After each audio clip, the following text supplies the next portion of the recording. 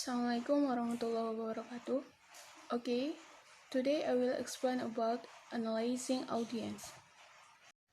The first is checking audience demographics. Demographics refers to the characteristic of the audience as a whole. The main demographic categories are audience size, heterogeneity, captive or volunteer status, composition, and physical or mediated presence. A. Size. The more listeners you have, the farther away you will be from them, and as a result, the more formal your presentation will be. B. Heterogeneity.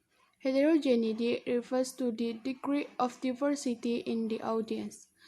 The smaller the audience, the more likely you're to see similar assumptions, values, and thinking across audience. But small audience might show a stark difference in this criteria. C. Voluntary versus captive audience. Speakers cannot assume that a bundled listener has an interest in them or their subject, and they must work very hard to attract and motivate their listener. If you assume that your audience is there voluntarily, and if you're wrong in your judgment and your listeners see the status of the audience, it is best to assume that the listeners are captive and you need to motivate them. D. Composition. Demographic categories can provide important clues to your audience, but you shouldn't assume that these clues apply to everyone. E. Physically present versus mediated audience. Physically or mediated is whether a speaker uses social media sites or not.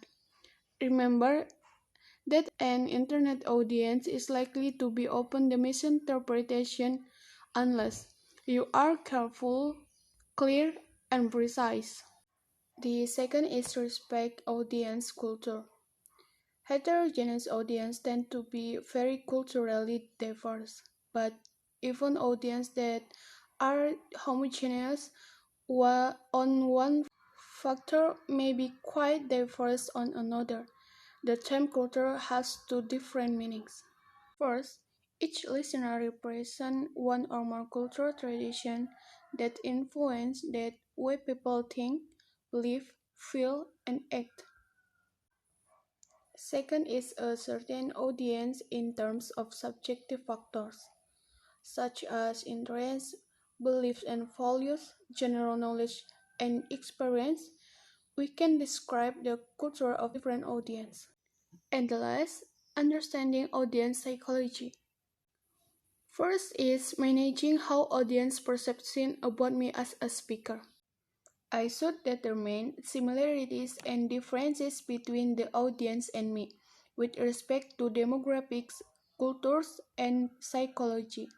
The second is to modify the audience perception. Use words that help build a sense of community.